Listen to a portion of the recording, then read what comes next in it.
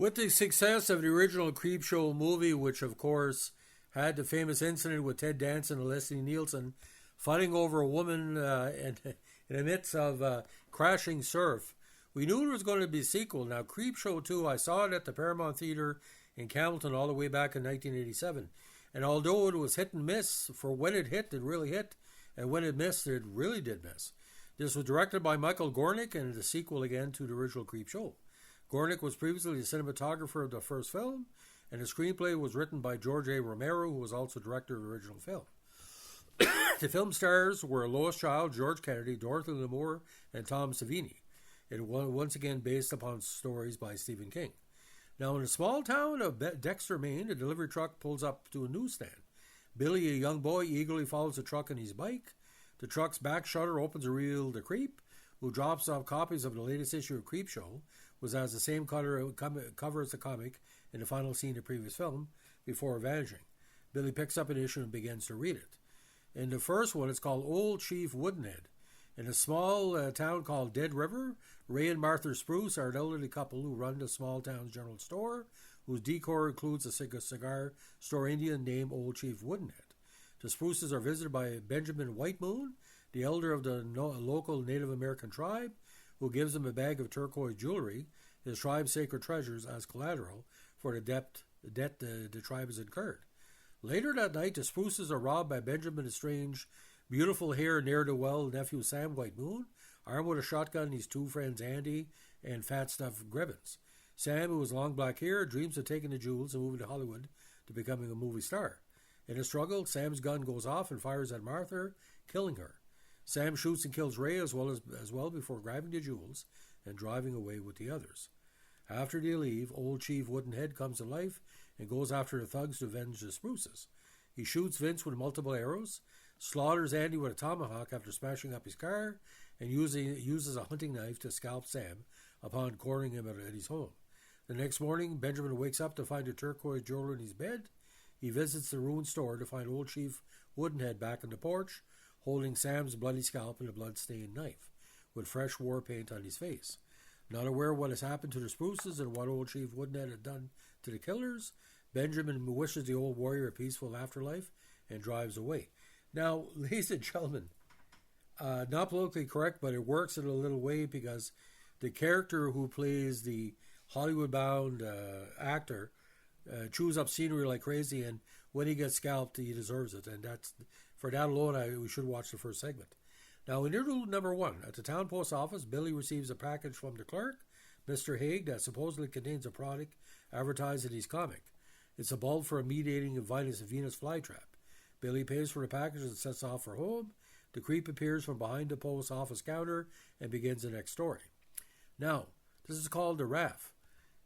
Pretty scary. In mid-October, 4 college students, Deke, Laverne, Randy, and Rachel, arrive at Cascade Beach, a desolate lake from civilization, for some fun. You know what's going to happen here. While swimming to a wooden raft in the middle of the lake, Randy witnesses a duck being pulled under the water by an unseen black tar force. Once all 4 students are on the raft, they discover what Randy was so nervous about. A large black blob-like creature resembling an old slick floating on the surface of the water. As Rachel leans over the raft to try to touch the creature, it grabs hold of Rachel, pulls her in the lake, and it digests her. This is interesting about the slime because it burns away skin while it's attacking his victim. The 3 panicking students remember there's currently the off-season, being that there's no caretaker to rescue them anytime soon, and he misses seeing the sign that said no swimming. As time passes, Deke plans to swim to shore so he can bring back help.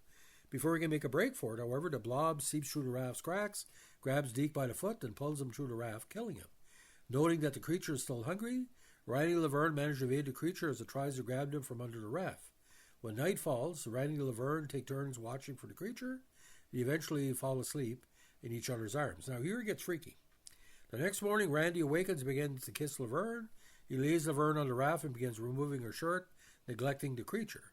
Laverne then awakens, screaming in agony as the creature has seeped through the cracks and covered half of her face. As the blob pulls her off the raft and begins consuming her, a horrified Randy jumps off the raft to swim to shore. He makes it and shouts defiantly, "I bet you." However, the creature rears up from the water like a wave and engulfs Randy. The blob then returns to the lake, leaving no evidence of the students other than their discarded clothes and still running car. Unknown to the students, there was a sign barely visible behind some thick vegetation that said, "No swimming." Now in Interlude 2, Billy's on his way home, ambushed by a gang of neighborhood bullies. The gang's leader, nicknamed Rhino, takes Billy's package, finds the Venus flytrap bulb, and crushes it with his foot. In retaliation, Billy kicks Rhino in the groin and flees as the bullies race after him. As Billy escapes, the creep appears from behind a tree and goes on to tell the last story.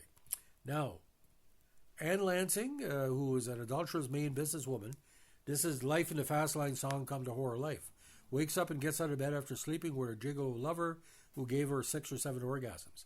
Annie realizes she only has 15 minutes before her attorney husband George arrives home, so she hops into the car and races for home several miles away. A spilled ember from her cigarette causes Annie to lose control at a slippery corner, where she runs down a Dover-bound hitchhiker. Seeing that no one witnessed the incident, Annie takes off and doesn't look back. Shortly after she leaves, however, the area is crowded with a truck driver, a pair of passerby, and George, who reports a hit-and-run to the police.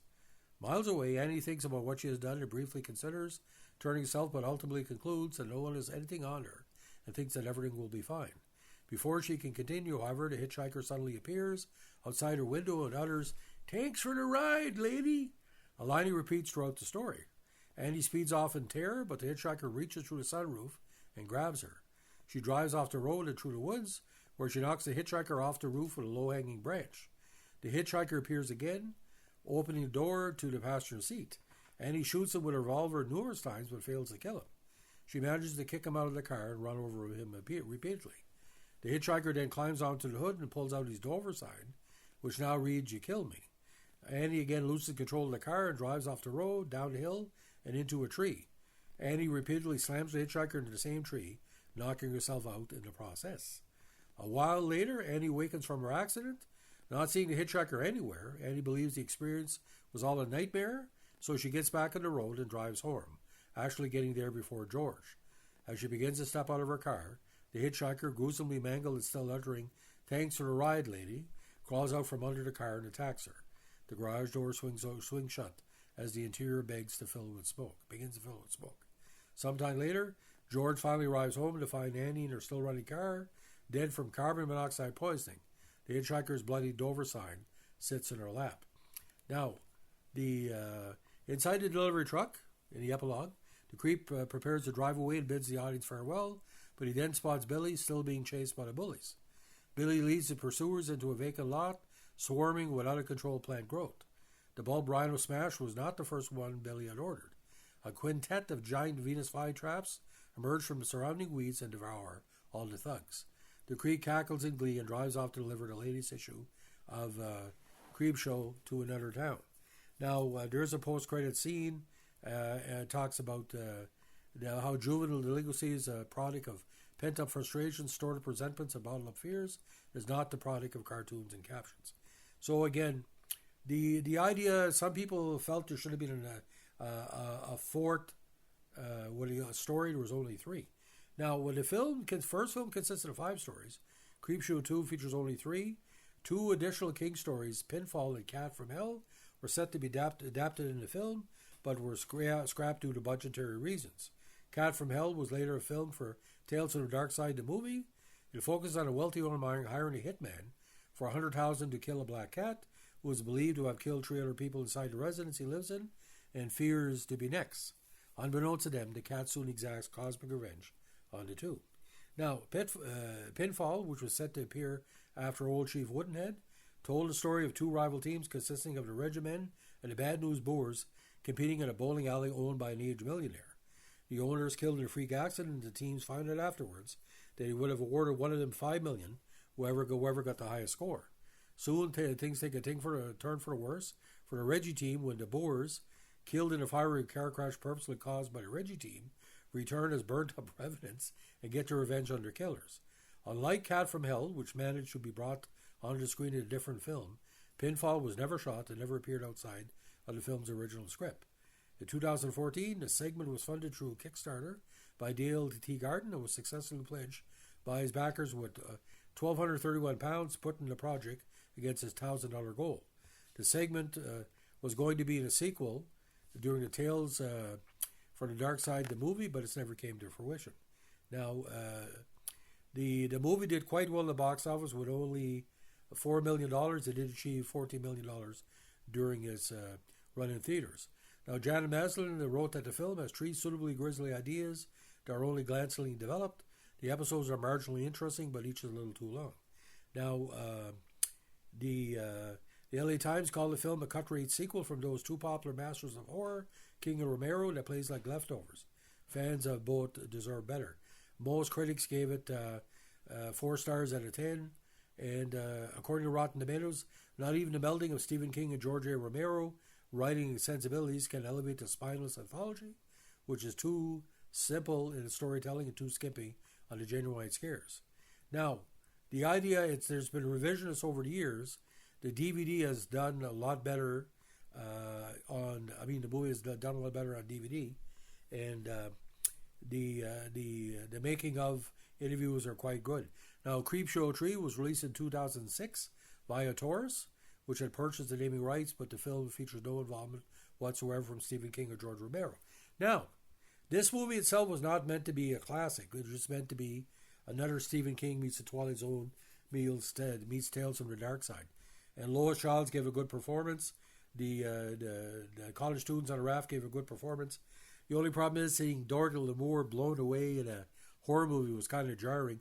But Dorothy Lamour, I think once said, they were paying me, so what am I supposed to do? But George Kennedy gives a strange performance as well. He tones down his intelligence. But the character, the actor that's playing, the hair guy, just tremendous. Anyway,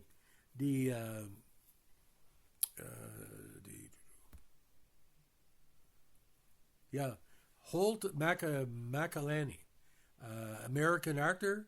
He played FBI agent Bill Tank on the series Mindhunter, and it was also in various other movies. Now, when he showed up on Creepshow 2, was during a series of supporting parts in such films as Alien 3, Casualties of War, The Search for One-Eyed Jimmy and Jade, as well as the TV miniseries Rough Riders. He also played the legendary boxing trainer Teddy Atlas in the HBO telefilm Tyson, where he became a foundation of the Atlas Foundation charity, a grassroots organization dedicated to helping children and families with medical and financial hardships. So, like I said, Holt McElhenney did a great job in this one, ladies and gentlemen.